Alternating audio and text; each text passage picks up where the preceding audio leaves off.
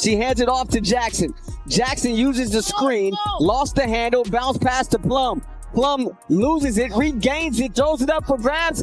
Grabbed by Boston out of the sky. And we're going to have a foul here. No, a timeout taken by Indiana. What I love the most about this squad is that, just like O said, like we instill confidence, the coach instills confidence that any shot you take, shoot it with confidence because we trust you and we trust that you're going to make it. And I feel like that's just really helped us down the line because no matter who comes in, no matter who steps up, we're all just really happy for each other. Aaliyah Boston dropped words after the final buzzer that sent the entire Fever fan base into overdrive. But here's the thing. She didn't just speak it, she embodied every single syllable. During a campaign where Indiana has been decimated by the injury bug, she erupted for 22 points, snatched 11 rebounds, and recorded a personal best 6 steals, finishing with the game-sealing defensive gem. What was the deeper meaning behind her declaration?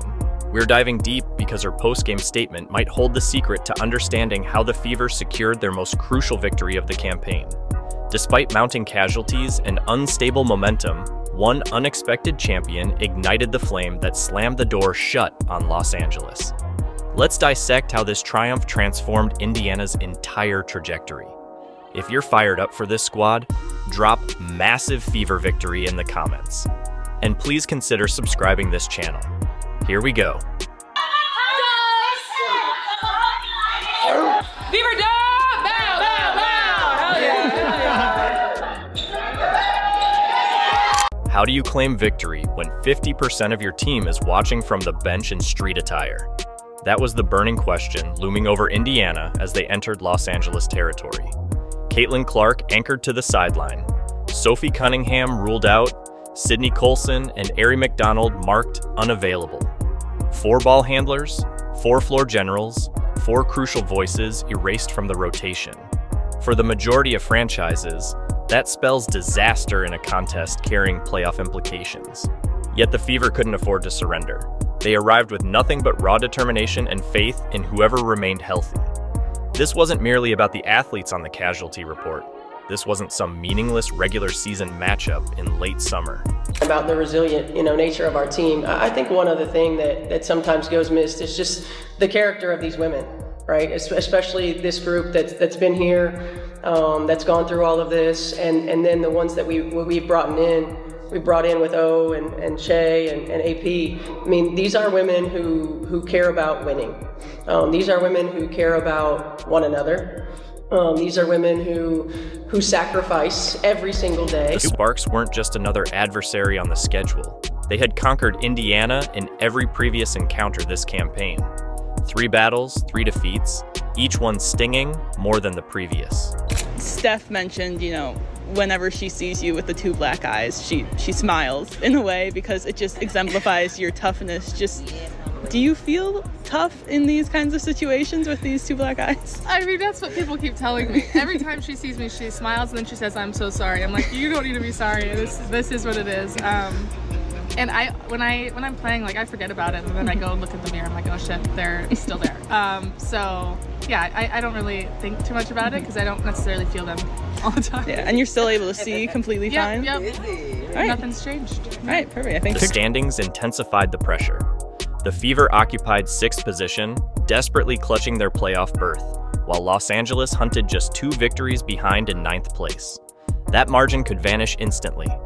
Following 4 setbacks in their last 5 outings, uncertainty had infiltrated every discussion surrounding this franchise. Originally, I was like, I just need to get the swelling to go down in my forehead. So I put a patch, slept with it the next day, woke up, and I was like, okay, the bump is almost gone, but now I have 2 black eyes. So that was tragic. But I mean, it's at this point, it's unfortunately won't be able to hide it. People know, so just rolling with it. Were you able to hide it for the photo shoots? The makeup artist did a really, really, really good job. And people that hadn't met me before were like, "Oh, I can't even tell." I'm like, okay, that's good. We'll take it. But I'm hoping they'll do some editing in the post. Were they crumbling at the most critical juncture? Envision the obstacle, a squad appearing vulnerable from every angle. 5 contests remaining in the campaign, now forced to unite with makeshift lineups. This wasn't about discovering perfect chemistry anymore. This was about enduring every single possession. That philosophy became their foundation. Whoever earned minutes had to exceed their typical responsibilities. Whoever stepped onto the hardwood had to shoulder burdens beyond their usual statistics. Then you witnessed Lexi Hull. She wasn't merely participating, she was battling with both eyes marked after her collision with Gabby Williams in the previous contest. 2 blackened eyes, yet she still attacked defenders, still secured loose possessions, still fought through picks. Hull represented precisely what the Fever demanded that evening. Appear even when it's painful. Her commitment delivered a statement without words. If she could battle through adversity, every teammate wearing Indiana colors could follow suit.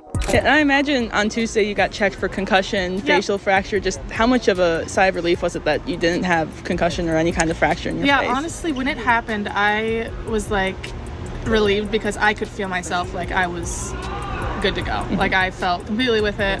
They did all the tests they needed to do and put ice on it right away, try to keep the swelling down. But I felt good knowing that obviously it could have been a lot worse, and I'm grateful for the people online wanting to check on me and make sure that I'm okay, but I am okay. I've been fully checked out. So That's what made this contest feel extraordinary. It wasn't about flashy statistics or spectacular assists. Every defensive stop, every board, every score carried desperate urgency. One devastating run from LA could have ended everything rapidly, but the Fever refused to crack. They matched the intensity and continued pushing back against a team determined to narrow the standings gap. By refusing to crumble under pressure, Indiana created space for someone surprising to ascend. I like that we dug in. It wasn't ideal in terms of how the game was. It was ugly. We had moments where we were better than others, but we dug in. I mean, when you think about key defensive stops, key offensive rebounds, like AB's key offensive rebound there at the end, making plays, deflections that led to steals or deflections that led to bobbled passes. The toughness of that depleted group opened the door for a veteran who had been anticipating her opportunity to step completely into the spotlight. What if the player nobody anticipated became the closer everyone required? That's precisely what unfolded for Indiana when Odyssey Sims entered the arena in Los Angeles. Consider this scenario. This was supposed to be an evening about pure survival, a shorthanded roster simply attempting to maintain cohesion long enough to steal a victory. Yet somehow, a 31-year-old veteran who wasn't even in the starting 5 became the pulse of the entire game. For Sims, the stakes grew even higher because of the uniform worn by her opponent. She previously called the Sparks her home. That additional layer of history energized her every possession. Sims left open for 3. She got it.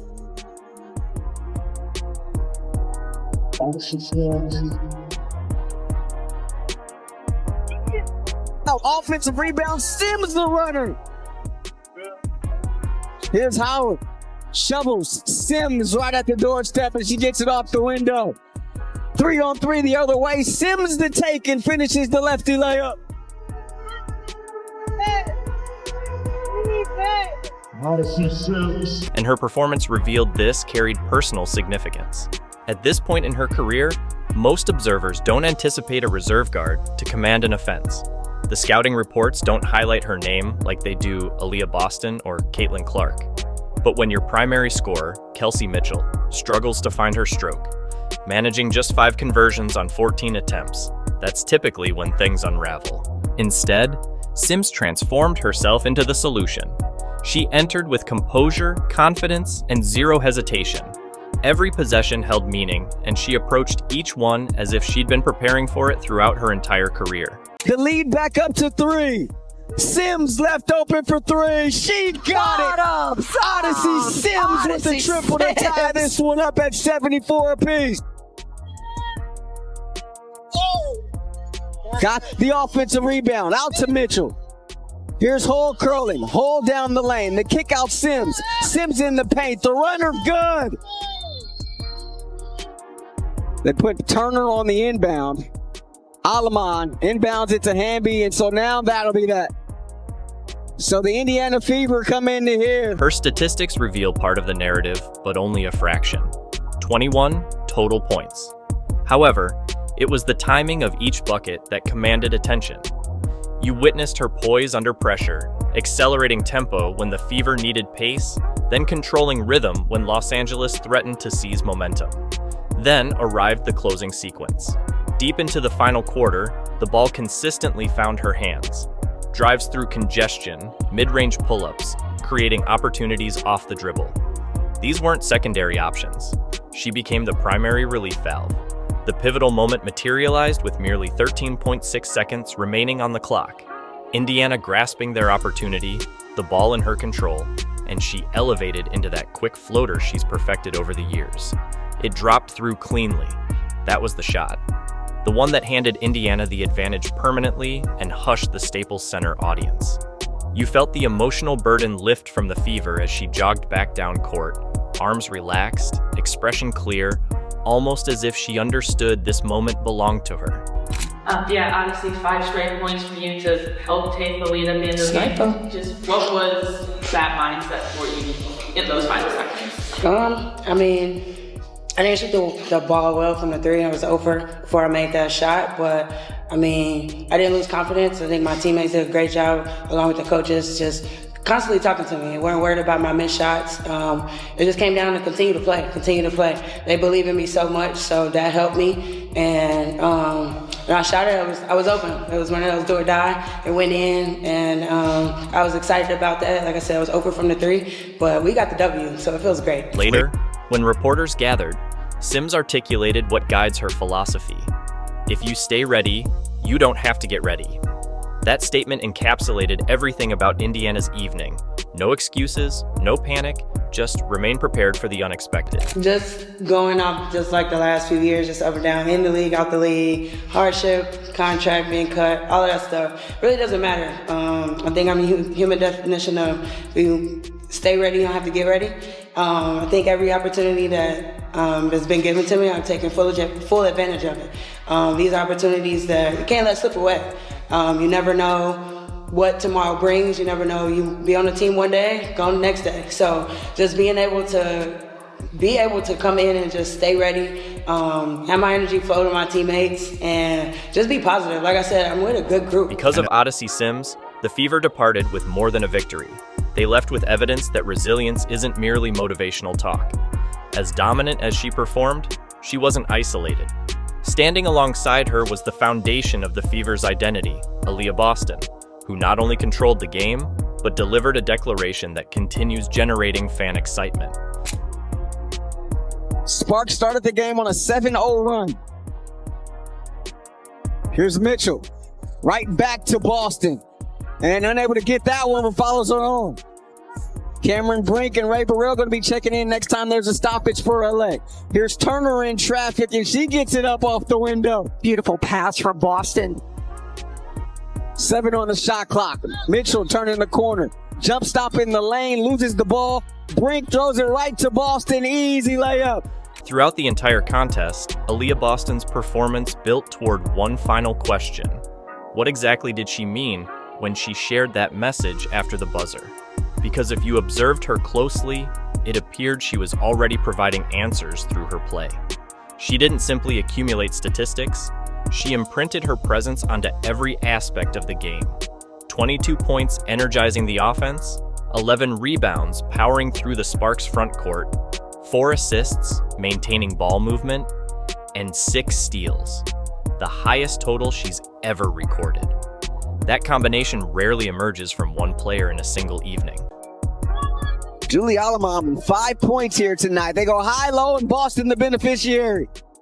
That's the 18th point off of a Sparks turnover. Hamby the crossover. Hamby rejected there by Boston. Here's Mitchell, always dangerous with the ball in her hands. Finds Boston's free throw line. Boston against Hamby. Jump hook, gets the soft bounce. But Boston commanded both ends of the court without hesitation. The decisive moment arrived with barely any clock remaining. You almost overlooked it. Just 1.9 seconds left. Los Angeles desperate for one final opportunity. Boston read the situation flawlessly. She reached in, stripped the ball cleanly, and concluded it immediately. No theatrics, no chaos, just a superstar closing the door. Immediately afterward, cameras focused on her. Media members inquired about how this squad battled, and that's when her message began circulating. Everyone wanted to understand the meaning behind that quote. But tonight you guys showed resilience, coming back and just having that great floater for the win. Can you guys just talk about the camaraderie, everything that's happened with the team, the injuries, and just how you guys have been able to coalesce as one cohesive unit despite all of everything that's happened? Yeah, honestly, I think from the start of our season, we've talked about a season's not going to be perfect, and if something happens, next woman up. And I feel like that's really been the story of our season. With everything that's happened, people we've added, no matter how late in the season, it's been next woman up. The explanation was straightforward, but it struck a chord. Boston celebrated the Fever for their next woman up mentality, the conviction that if one player falls, everyone else steps up harder. That's not just empty rhetoric.